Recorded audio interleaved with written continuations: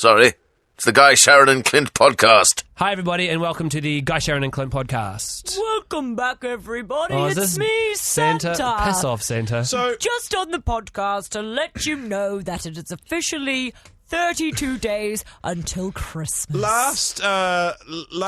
That was literally it. We're doing a countdown to Christmas every day. Sharyn got a text from a mate telling her that her No. Father Christmas podcast intro was good. Yeah. So No. as a result, she listened back to it. Cracked was herself cracking up. I did. About, I did crack myself up. listen to our last podcast if you want to hear it, because it's funny, and it should stop now. No, I was literally just doing a countdown to Christmas. The last time that we were laughing... Shut up, Santa. Here's the podcast.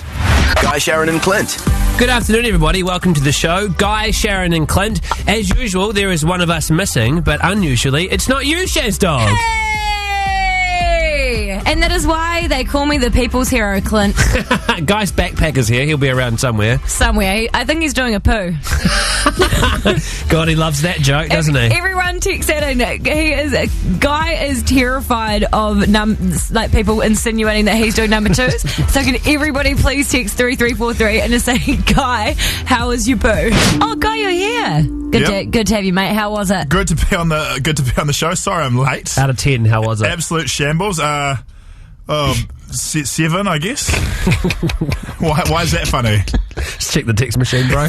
You'll be right. Have you looked at the text machine? There's 200 and last count 239 texts there for you. How's the poo, Guy? I hope you didn't bust a vein. Hope you didn't eat curry last night. How was your number 2? How was your... Oh, my God. There's hundreds of them everywhere. There is 239 text messages, 239 reasons why I love our listeners. Oh, this makes me so angry. There's nothing I hate more than when you leave the room and people go, "You having a poo, mate?" Good luck for the poo. And now I feel like this has been done to me by the whole country. There's hundreds of messages here. I love you all that text in. It's extremely immature, but a great way to start the show. And screw you. I also now feel like I am the people's hero for a second reason, because now Guy will never be late for 3 o'clock again. Okay, that insinuates that you're a hero for another reason, Sharyn. I am the people's hero, Clint, because yesterday I went to see Mockingjay Part 1. Amazing. And I was sitting next to this girl who must have been like 16 years old, and I almost whacked her. Wow. It was really intense. She was doing the old popcorn chew, and they're like this the whole time. If I wanted to hear a cow chewing cud, mate, I would have gone to the farm. And then, halfway through, she just starts going like this on her leg. Like a beat. I'm thinking, if you want to listen to music, get out and go and sit in your car. So I looked at her. Everyone's kind of looking at her. Is that when you listen to music in your car? Yeah, well, if she's at the movies, where else is she going to listen to it? So I'm looking at her, staring and giving her the death stare. Then everyone else is. And then she keeps doing the slapping thing for a really long time. And to the point that I just go, hey! F up, eh? We're trying to watch the movie. And there was a couple of people behind me that were like this. Like, really? Like, Quiet applause. I was the people's hero of the cinema.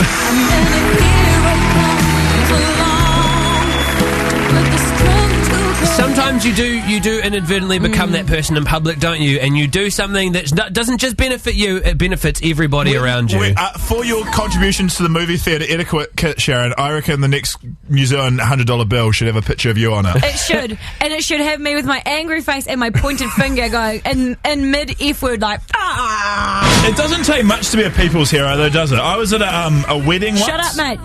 What? People's hero again, played again. Jokes. Just kidding. Are you the people's hero for for telling him shutting to me shut up. up? I see. Just kidding. Carry on.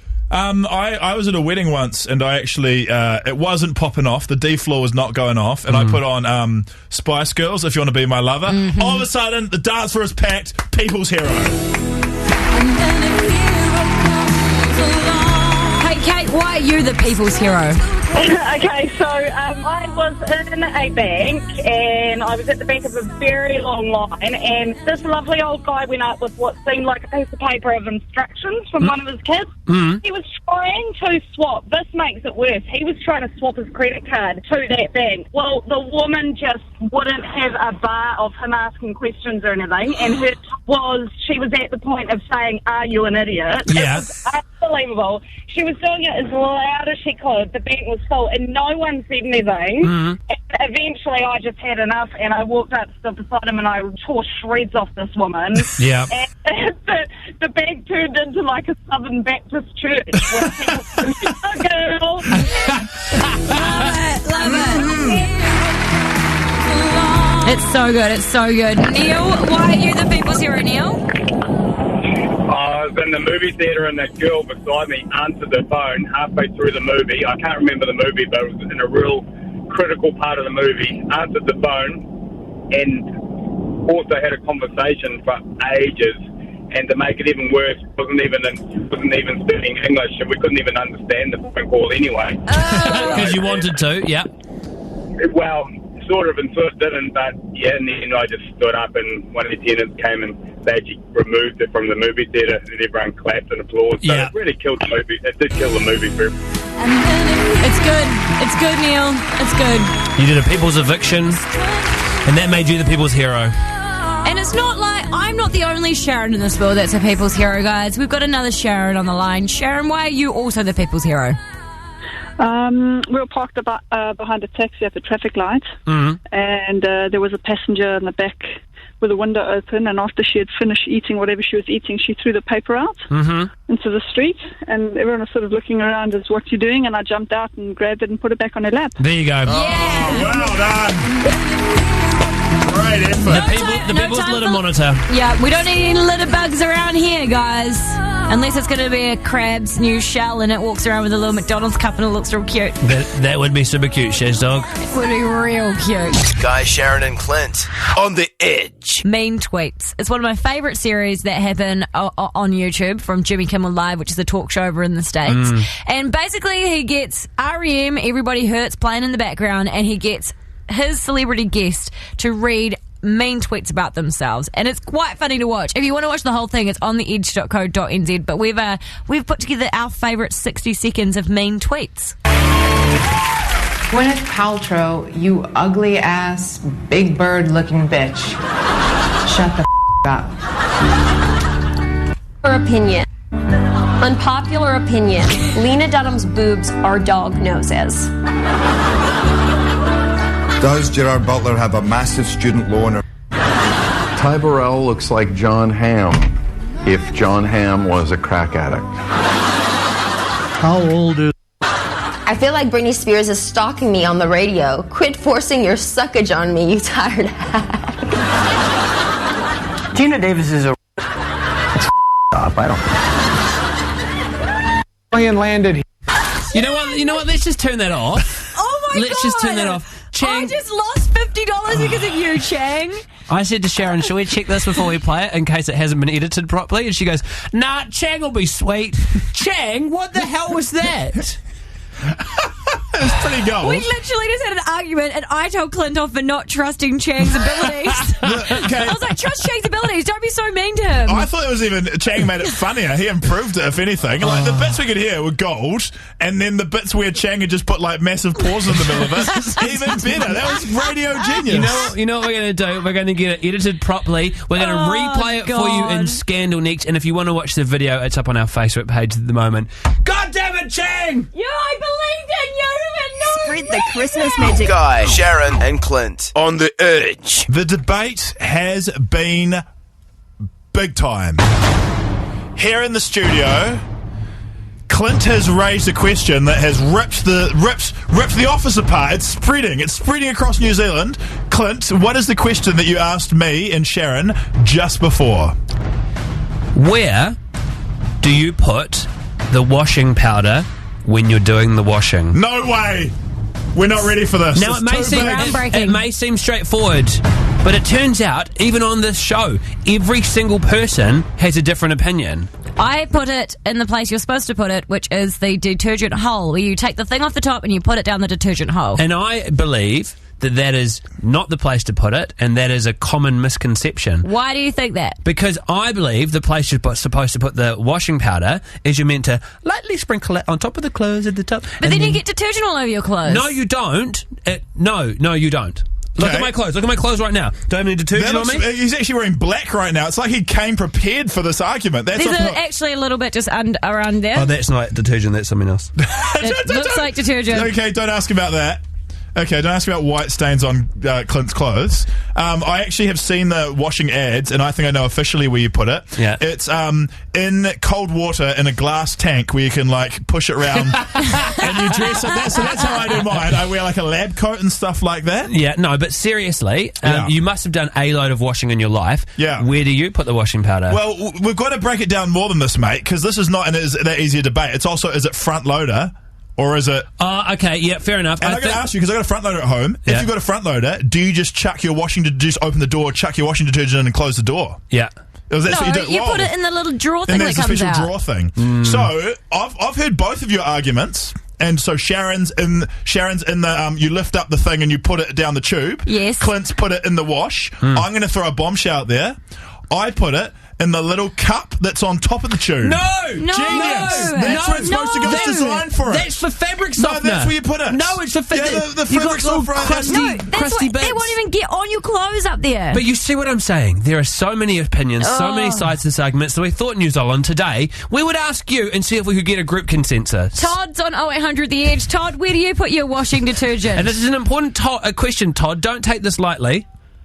No, I don't take it lightly at all. If it's got a drawer or a slot that says detergent, then that's where it goes. But if not, if it's a top loader and it's got the centre stalk, you pull out that top cup and you put it down the stalk. Exactly, Todd. It's a vote for Team Sharyn right there. Exactly. Somebody texted in and said, washing, that's a woman's job. Get out of town. The washing in my house is done by my husband, so suck it. We got Simon. Where do you put your washing detergent? Yeah, g'day guys. Love the podcast. Oh, thank you, Simon. No, I've got to be honest, I'm a little fired up over this. Guy Williams, you're just being funny, mate. Nobody's that stupid. My flatmate was the same as Guy. Simon. She was putting it in the little cup. Screw you, Simon. I understand that your mum does your bloody washing for you. Yeah. But, no, like I say, nobody's that stupid. Simon, where does it go for you? Where do you put it? In the centre, underneath the cat. No, because no one knows where that little chute goes. It goes to the right place. It mixes with the water and then goes around the canister. It can't get back up. It mixes in there with the pubes and the hair. It's a lovely mix. Thanks for your call, Simon. The debate is intense. We've got 2 or 3. Someone say 3. Include me in the debate. 3 sides to the argument. Where do you put the detergent in a top-loading washing machine? I think this might be the biggest question that's ever been posed ever since pellets or powder in the dishwasher. Clint, sorry? Sometimes I really want to do an expense claim of minutes of my life I'm never going to get back. This is definitely going on it. Clint reckons you sprinkle it over the clothes delicately. Absolutely. Sharyn is a strong component of pulling out the top of the washing machine little cap, which is where I store mine, just between me and you, and pouring it down the hole. Now, the text machine is blowing up to the point of people pulling out the Fisher & Paykel user manual to argue their points. Wow. What side will it be? Let's go to the phones! Oh, God. So many guys calling through. Yes, Take that person that said that only women do the washing. Yeah, I'm proud of New Zealand men. Scott, where do you put your washing detergent? Well, we've got one of those washing machines without the agitator, so it has to go on top. Yeah. So it just goes over your clothes. Exactly. Genius. It's like a new Fisher & Paykel one, No, eh? is it a Samsung, Scott? It is a Samsung. And does it play you that really long 45-second song when your washing is finished? Yeah, it gets really annoying. Really annoying. Hey, what a great washing machine, though. You guys shut up. We're not going into specifics. We're not doing ads. We are doing the real hard facts today. What's your response to that, though, Sharyn? So he's got no sticky uppy bit in the middle of the washing machine. What does he do? Well, that's your own fault for buying a stupid washing machine. Not a good response. Logan, where do you put yours? I think I'm just going to shake things up right now. Oh, you crazy cat. What do you do, Logan? I do both methods. Sprinkle a little on top and put a little down the middle. I guess you're keeping... He's got like a slogan. He's got a slogan like a little on top and a little down the middle. That's not too bad, Logan. On a t-shirt. I used to do the old sprinkle over the top like you do, Clint, but then I just kept on getting washing detergent on my clothes, so I just decided, hey, I'll do how the washing machine's designed. A little on top, a little in the middle. Keeps Logan's undies fresh, and that's where he keeps his diddle.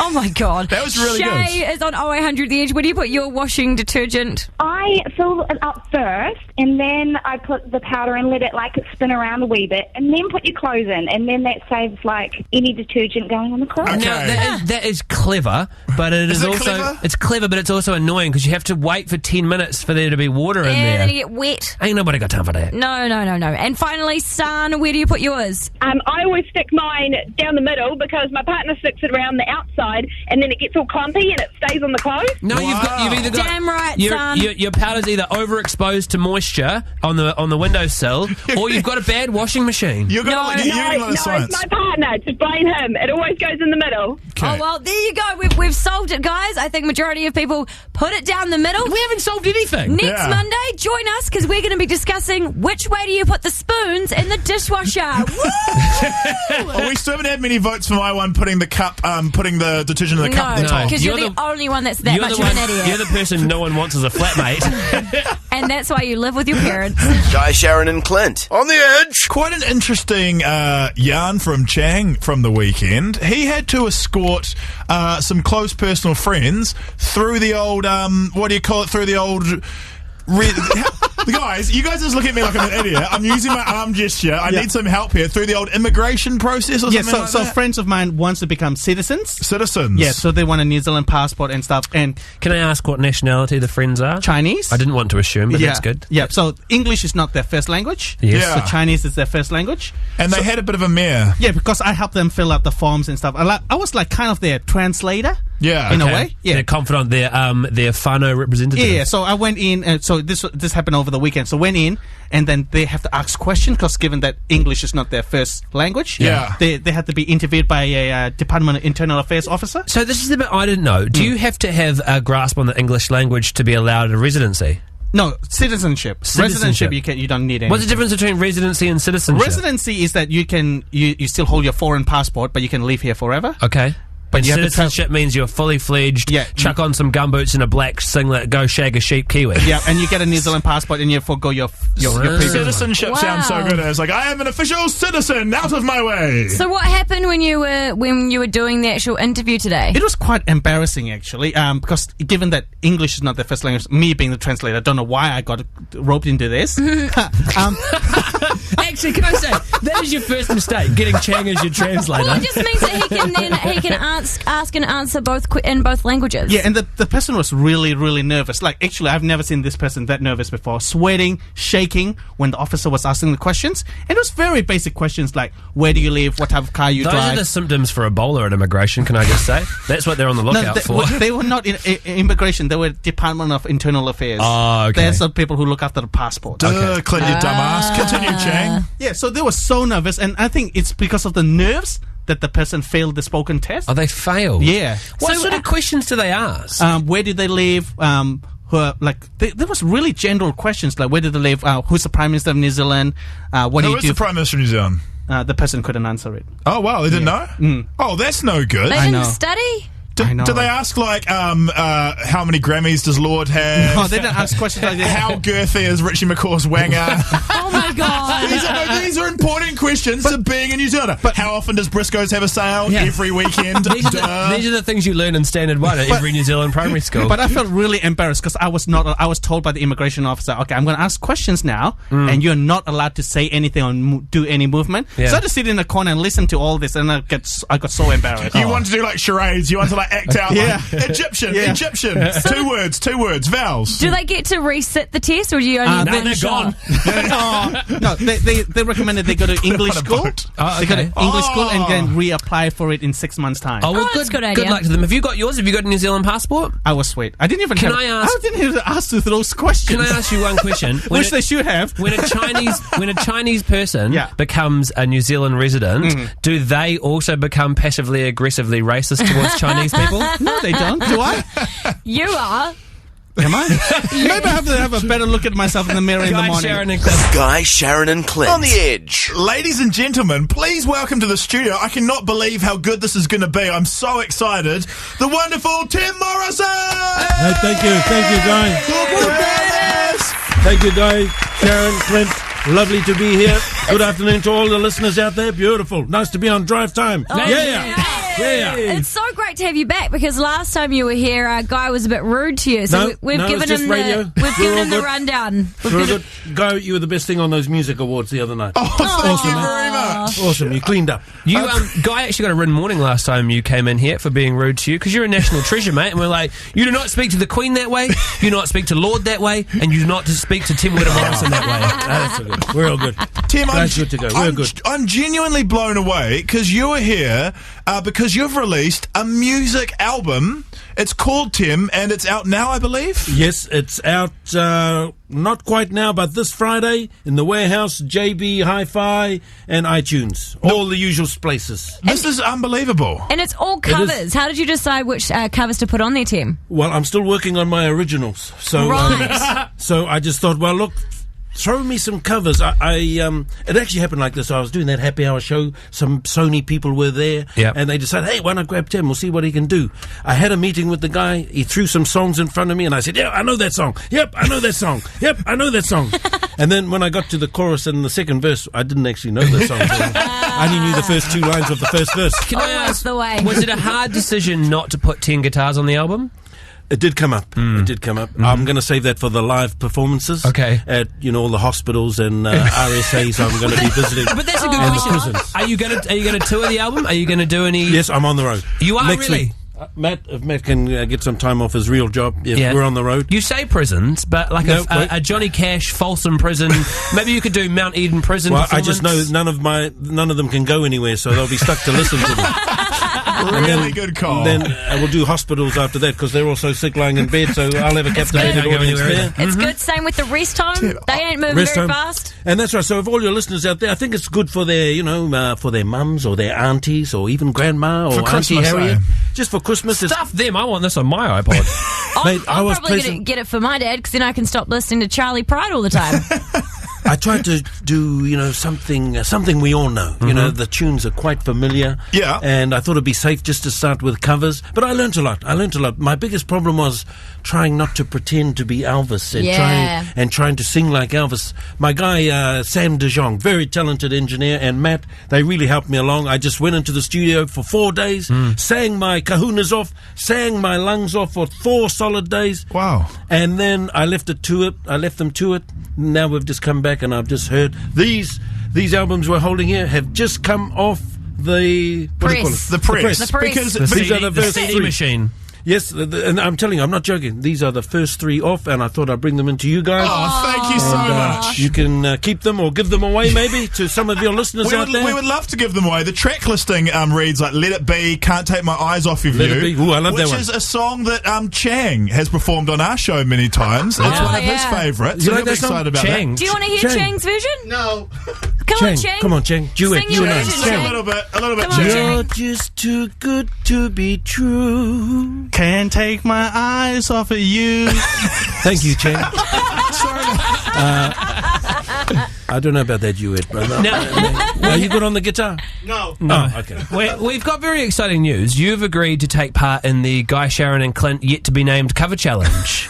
Yes, I don't know what I'm going to sing, but you just throw something at me and I'll just give it a go, you know what I mean? We're excited for this. We want to give you a minute to get set up, and when we come back, you'll be performing live in studio, and you can confirm that this is 100% live. I confirm I'm here live and in colour. I really am. This is really me. This is groundbreaking. What should we get him to do? Should we have Someone like Sam Smith or like Megan Trainor or something like that? Megan Trainor. I love Sam Smith. Bass. All about that bass. Let's do this next. It's Temuera Morrison. Okay, I'll try. Let's see it. I'll give it a go. We're going to make radio history. I can't even believe this is happening right now. In studio, we have Temuera Morrison. Woo! Yeah. He's going to take part in the Guy, Sharyn and Clint cover challenge. Tim, do you want to tell New Zealand what song you're performing? We're going to do this song called All About the Bass by Megan. Oh, Megan Trainor in the Megan house. Trainor. Now, this is going to be amazing. Are you all about that bass? Oh, yes. Now, you've literally just learnt this song, right? I'm just looking at it now. He's got the words in front of him, and that's how the cover challenge works. We just jump in there and give it a go. I just heard it once through the thing, and now I'm going to give it a go. All right, so Tim. just forgive me if I get bits. I'm going to do my best, brother. I'm doing my best. This is him doing his best. It's All About That Bass by Temuera Morrison. Yeah.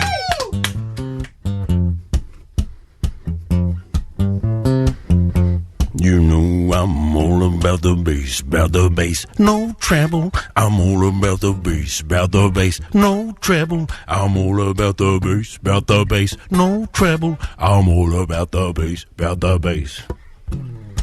Yeah, it's pretty clear, I ain't no size 2, but I can shake it like I'm supposed to do. I got that boom boom that all the boys chase, all the right junk in all the right places. I see the magazines working that Photoshop.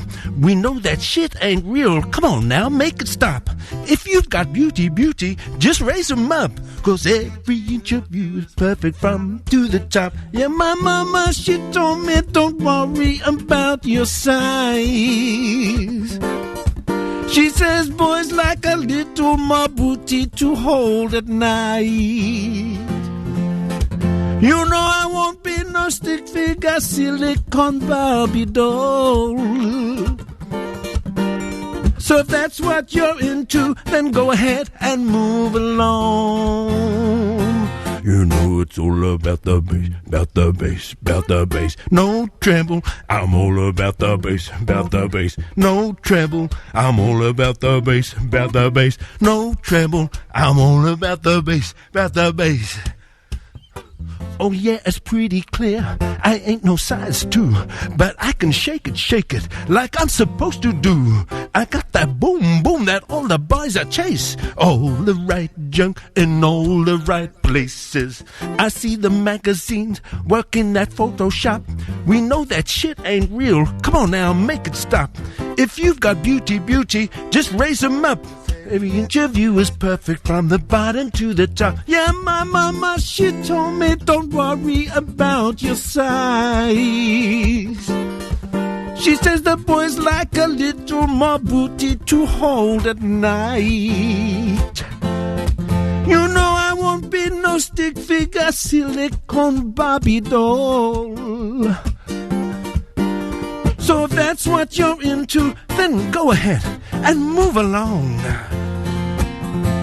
You know it's all about the bass, about the bass. No treble, I'm all about the bass, about the bass. No treble, I'm all about the bass, about the bass. No treble, I'm all about the bass, about the bass.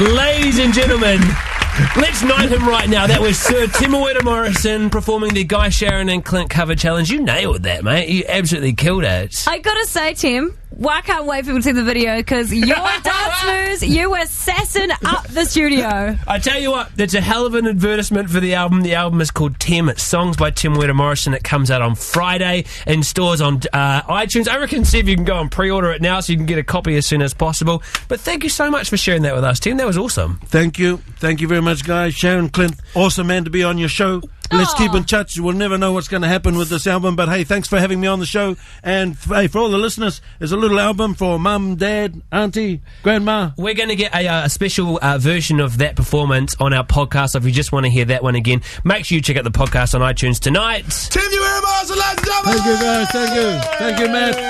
Matt, just around the corner. Guy, Sharyn and Clint on the Bloody Edge. If you go to our Facebook page right now, facebook.com/Edge Afternoons, I posted up this BuzzFeed article that I read that just cracked me up. Instantly, I thought of myself and I thought of Steph from our night show because we're both those people that just worry about the dumbest things.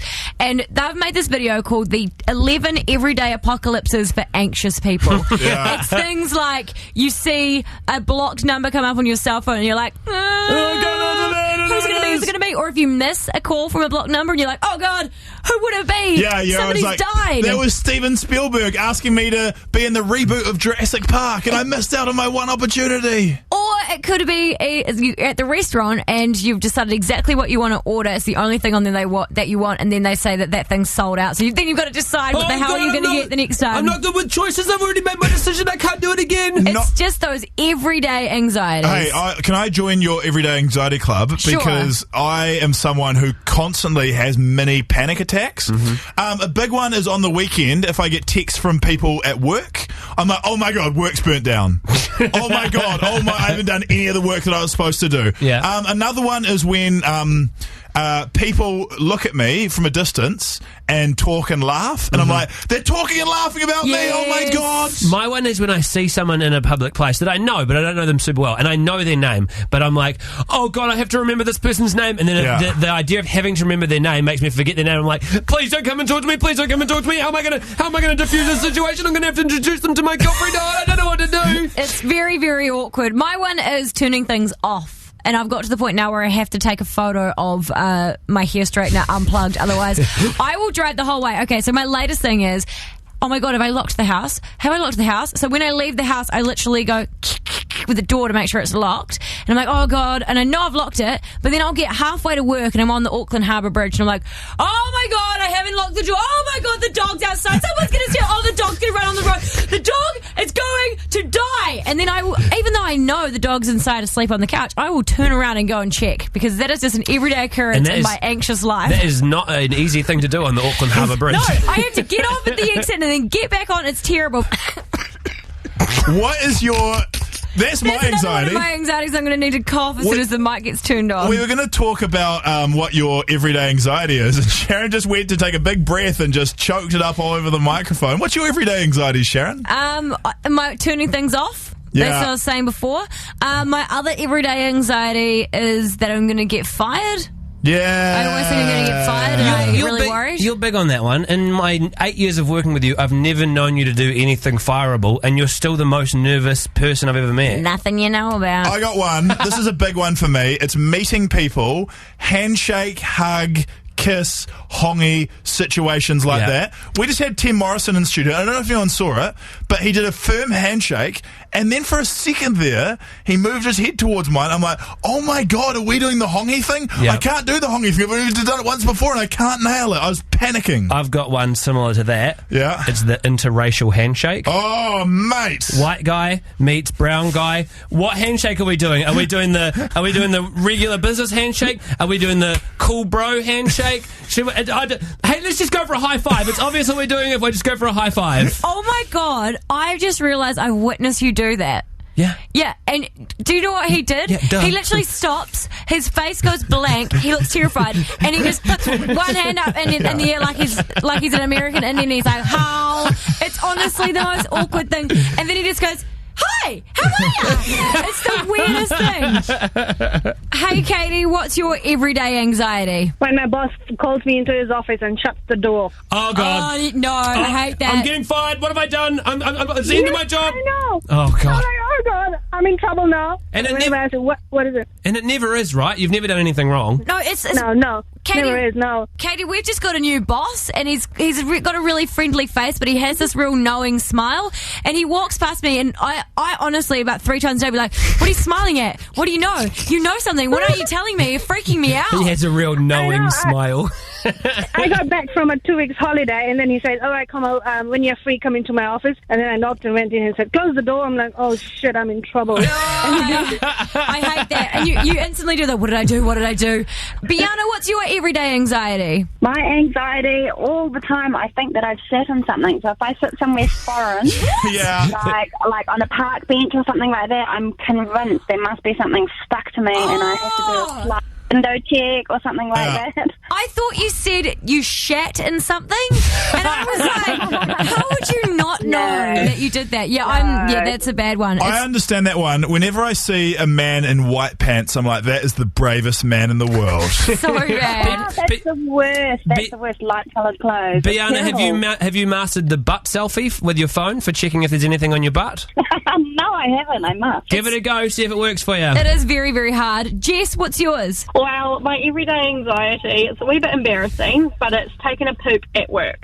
Oh, yeah. This is Guy's one. No, I just don't like talking about it. If you were with us from 3 o'clock today, you'll be aware of this. That's Guy's anxiety. Okay, so I understand where she's coming from, because your fear is you're in the loo, you do your business, you walk out, and what you do is you create like a slipstream Tour de France styles, where in the back of your trail, the smell is following you. Yes. Like they draft in the cycling, and it comes all the way into the office. It's terrifying. It is so scary. And Georgia, what's your everyday anxiety? I always think that I've left the garage open when I leave the house. and then I end up going home straight after to check if I closed it. Do you have an electric garage door, Jess? Georgia? Yeah, I do. Yeah, because then you think, what if it looked like it was shutting, but then I could have driven off and then it got frozen halfway. And, oh my God, everyone's going to rob my house. That's pretty much it. Kind of halfway between that one and this one, the last one we had, is someone texts in saying, can never remember flushing the loo and have to go back and check. Always okay, though. That's what my husband's one was. When we first started dating, he had to one morning text me and say, don't go in the bathroom, not sure if I flushed. Guy, Sharyn and Clint. Edge. Tomorrow at 5 p.m, guys, on the show, we have got Beyonce, which is, she's the Beyonce of comedy.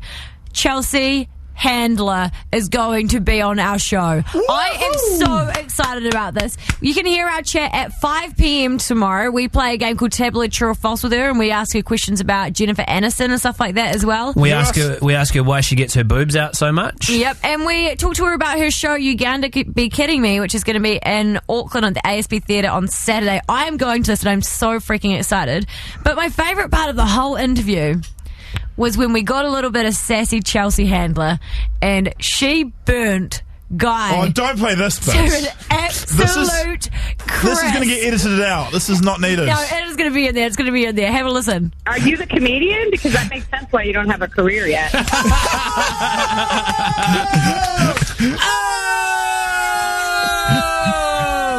You can find out why she burned Guy tomorrow at 5 p.m. I'm not worthy. She's way above me, and I got smashed in the face. You got burned. Oh! Do you want some burn cream over there? Because you look like you're on fire! Do you need a little bit of ice over that mat to cool down them burns? So tomorrow at 5, what time? 5 It's just p.m. getting naturally that really is still real embarrassed with that time that Chelsea Handler embarrassed you. We'll have an interview with Chelsea Handler, and it will be good, and we're going to edit out all the bits where she calls me a crappy comedian. Usually you just have a burn on your hand, but at the moment it's your whole body. Hang on, do you mean... Oh, yuck. Hey, Guy. What? You're a bloody loser, mate. Hey, do you want to talk about that time you got burned by Chelsea Handler? No, I do not want to talk about that. Play the clip again. Play the clip again. No, too late. Let's just talk about it again in 4 minutes about how you got burned by Chelsea Handler. Are you a comedian? Because that makes sense why you don't have a career yet. Guy, Sharyn and Clint, it's the Edge. Guy, Sharyn and Clint on the Edge. Joining us on the phone now, my dad. Papa Roberts is in the building. This is Asen. Hi, Dad. Hello. No, hello, Clint, my son. Thank you. You say that like you're trying to convince me. I know that you're my dad. I believe you. Hey, you had a pretty big weekend, didn't you? Asen, the reason we've called you is because we wanted to start a new feature called Dad Reviews, and we'd love to hear your take and your review of the Rolling Stones gig at Mount Smart. They were awesome. You'll never see them again. That's why I went. Yeah. I mean, I'm old. I'm fairly old, I guess. But the young and old loved. And did they do Royals by Lord? No. Oh, yes, they did. Sorry. A little bit unsure. Asen, I feel like you haven't done your research that well. What's your favourite Rolling Stone song? Jumping Jack Flash. Did they do that? Yes, they did that 3 times. 3 times? Classic gig. Yeah. Did you have good seats? Yes, we're up in the stadium. What was the high point, Asen, of the concert besides Jumping Jack Flash 3 times? Actually watching Mick Jagger, he ran around like the ad on the TV, an Energizer battery. Oh yeah, he just did not stop. And is his lips real big? I didn't get to see them because of too many wrinkles. More importantly, what was the low point of the gig? There was nothing. It was no low points. Okay, low points. Not even the queue for beers. Not even the Portaloos. No. Okay, good. That's a very positive. It's very glowing. 2 questions, and I'll ask you quietly just so Mum doesn't hear. Did you have a few beers? Oh, I did indeed. Yeah. Okay. And also, what were the ladies like at the concert? Well, there was a few good ones there. Yeah. Okay. Enough said, Dad. Enough said, Dad. Hey, great. Can I just say thank you, Dad? That was a very good great initial Dad review. Dad review. Roberts. Thank you. Simple, to the point, positive, upbeat. I like it. By the way, what's for dinner in Rotorua? Chicken. Oh, good. My favourite. Classic DNA. Knows nothing out about it. The meat chicken. Today's Guy, Sharyn and Clint podcast is brought to you by Grass. Perfect for gardens and sport. Get Grass today from your friendly Grass vendor.